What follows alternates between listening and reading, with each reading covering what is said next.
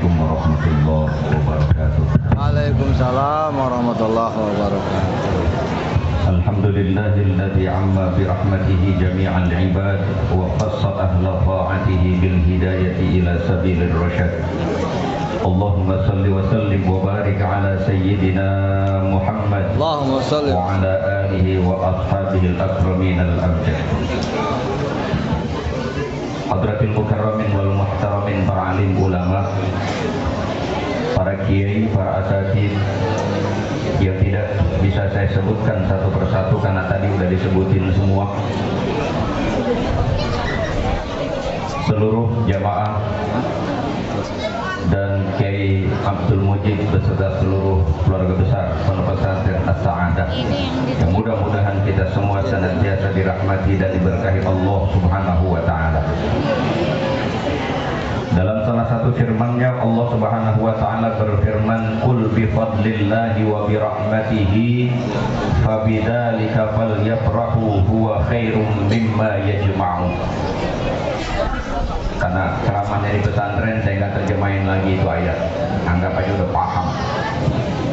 Intinya ayat itu oleh As-Sayyid Muhammad Al-Maliki dijadikan salah satu dalil kebolehan kita memperingati Maulid Nabi, karena Maulid Nabi itu merupakan takbirun anil farah was surur bil Mustafa Rasulillah sallallahu alaihi wasallam, satu ungkapan senang dan gembiranya kita diutusnya baginda Rasulullah sallallahu alaihi wasallam. Pemahaman tentang perintah bergembira lalu dikaitkan dengan diutusnya Nabi Muhammad itu karena salah satu mufassir Quran yang dikenal dengan Tarjumanul Quran, Abdullah bin Abbas, menarik ayat ini. Rahmah pada ayat ini diartikan dengan sosok Nabi Muhammad sallallahu alaihi wasallam. Kenapa? Karena di ayat lain ditemukan ayat yang sudah sangat populer dan kita hafal semua. Wa ma arsalnaka illa rahmatan lil alamin. Jadi Nabi Muhammad itu adalah pembawa ajaran yang ajaran itu adalah rahmat buat seluruh alam. Dan Nabi Muhammad yang kita imani beliau itu adalah sebagai Nabiur Rahmah, Nabi yang mengusung membawa nilai-nilai kasih sayang, dan Nabi yang memiliki rasa kasih sayang yang luar biasa. Dan sesungguhnya inilah karakter ajaran Islam.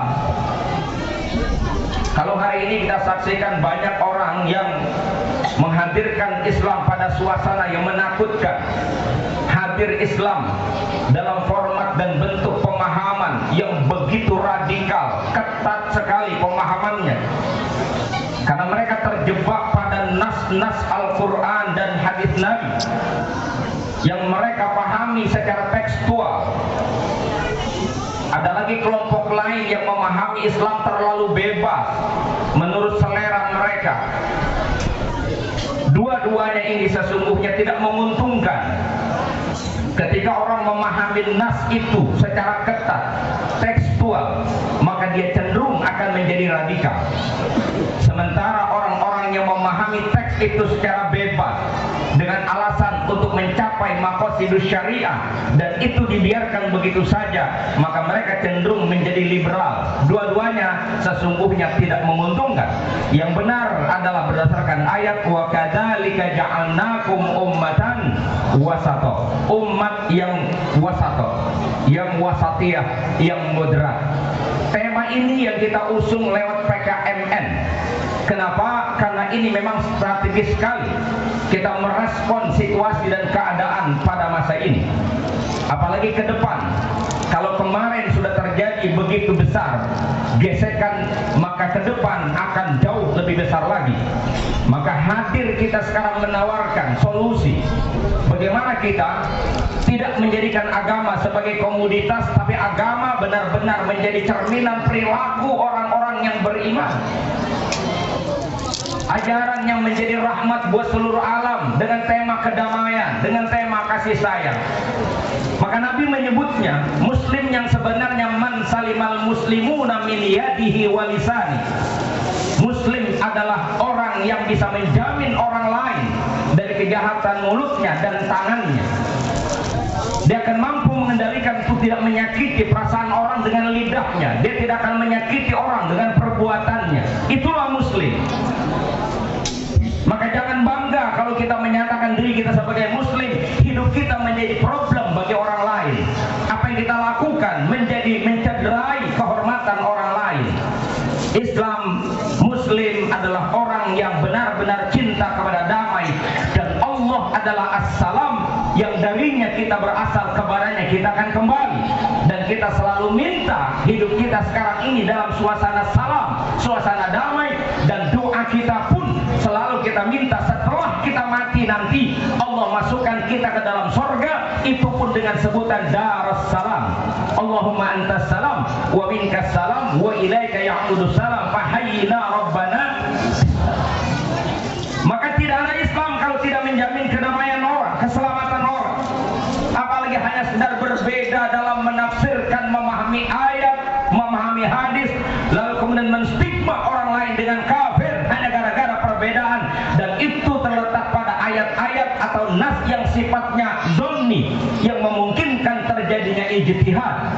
Padahal kalau kita ngaji usul kita udah tahu yang namanya ijtihad itu tidak bisa membatalkan ijtihad yang lain. Satu hasil ijtihad tidak bisa dibatalkan oleh ijtihad yang lain. Maka di sini sesungguhnya lenturnya ajaran Islam.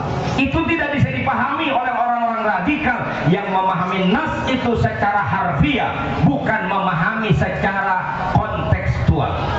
Yang bisa paham itu adalah dunia pesantren, bukan mereka yang hadir dari perguruan-perguruan tinggi atau sekolah-sekolah umum yang kenal Islam lewat rohis, yang tiba-tiba kemudian seolah paling paham tentang Islam.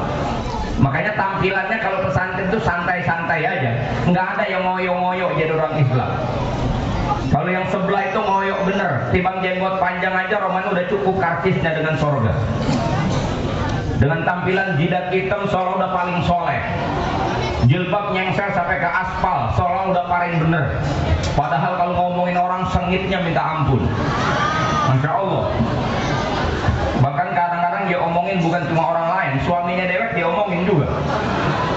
Makanya sering saya bilang, Islammu tidak bisa diukur seberapa hitam jidatmu. Islam itu tidak bisa diukur seberapa panjang jenggotmu. Islam seseorang tidak bisa diukur seberapa cingkrang celanamu. Islammu tidak bisa diukur seberapa panjang dan lebar jilbabmu. Islammu sangat terukur sejauh mana kepada Allah kau taat, kepada manusia hidupmu bermanfaat. Itulah muslim.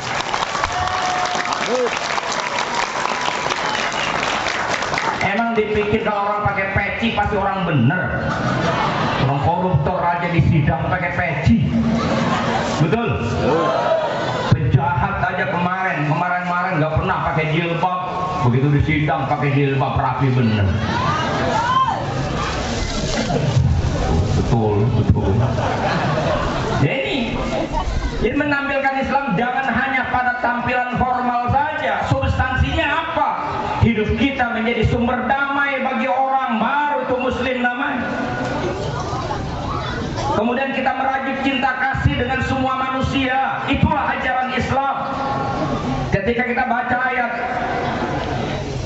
innamal mu'minuna ikhwatun fa aslihu baina akhwaikum, kalimat innamal mu'minuna ikhwah, kalau yang ngaji balaghah paham betul, ada stressor di situ bahwa mukmin itu mau tidak mau dia harus mampu bersaudara dengan siapapun di muka bumi ini.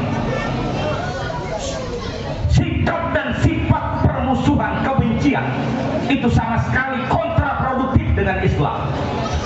Maka ketika terjadi konflik, Allah perintahkan fa'aslihu baina akhwaikum, berikan ruang damai dan damaikan antara dua orang yang bersengketa. Tujuannya supaya damai.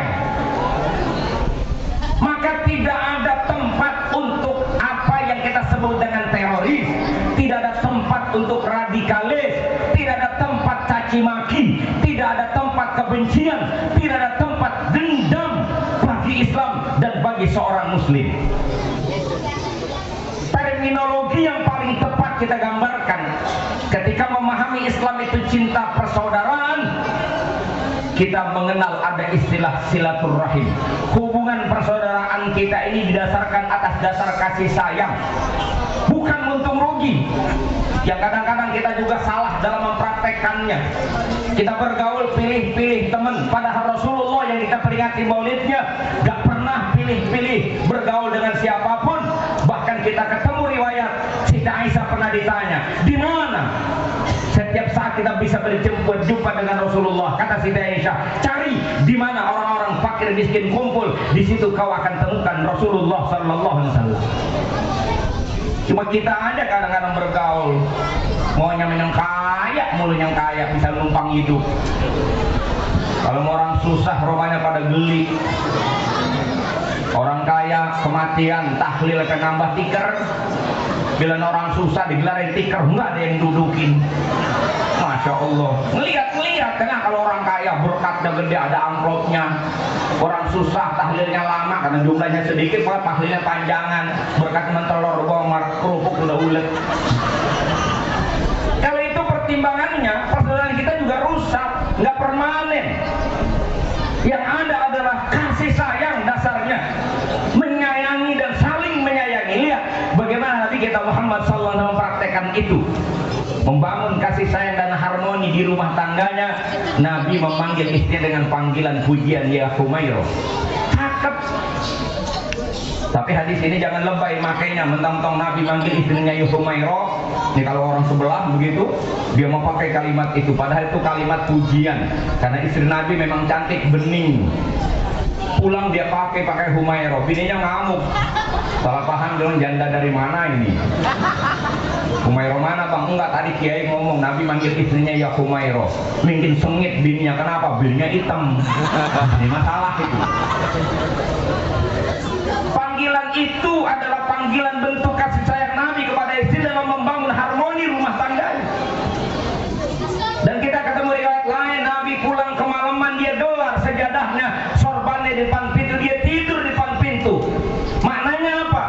Rasulullah dengan sifat kasih sayangnya, jangankan menyakiti istrinya, mengganggu tidurnya pun Rasulullah nggak mau. Tapi lagi-lagi kita nggak boleh pakai ini dalil secara bulat-bulat. Nanti papa pulang ke malaman, ntar gelar sorban depan pintu. Hansip lewat, dibilang Ustaz gila. Padahal substansinya adalah Nabi nggak mau ganggu istrinya. Nah kalau poin yang nggak mau ganggu istri kan kita bisa siasati dengan cara lain, yaitu dengan bikin kunci duplikat, kan bisa. Gitu kira-kira. Itu simbol bagaimana Nabi memang kasih sayang. Dulu dengan tetangga bagaimana, kemudian apa kata Nabi? Man kana yu'minu billahi wal yaumil akhir falyukrim jarahu. Siapa orang yang benar iman kepada Allah dan hari akhir, buktikan imanmu, hormati, hargai, muliakan tetanggamu. Apa itu namanya kalau bukan kasih sayang? Dan pada riwayat lain dirinci persaudaraan itu dengan tetangga. Ada yang punya 3 hak, ada yang punya 2 hak, ada yang punya 1 hak. Yang punya 3 hak, tetangga kita, kerabat kita, dan dia muslim, dia punya 3 hak. Tetangga kita yang punya 2 hak, dia tetangga kita, dia bukan kerabat, tapi dia muslim, dia punya 2 hak. Lalu tetangga kita, dia bukan kerabat dan dia tidak muslim, non muslim, maka dia tetap harus kita hormati, kita hargai sebagai tetangga kita, dan dia punya hak untuk dilindungi dan punya hak untuk dihargai. Itulah Islam yang hadir kepada kita lewat ilmunya para masyayikh yang telah memahami teks dan memahami konteks nas yang sampai hari ini masih kita pegang utuh-utuh. Walaupun kelompok sebelah menuduh kita ahlul bidah, biarkan saja. Tapi dakwah nggak pernah boleh berhenti. Lewat PKMN inilah kita akan usung tema-tema moderasi, kita usung tema-tema kedamaian, tema-tema kasih sayang, agar masyarakat tercerahkan. Kembali lagi, tidak tercerabut pada Islam yang wataknya adalah rahmatan lil alamin. Terima kasih, mohon maaf. Wassalamualaikum warahmatullahi wabarakatuh.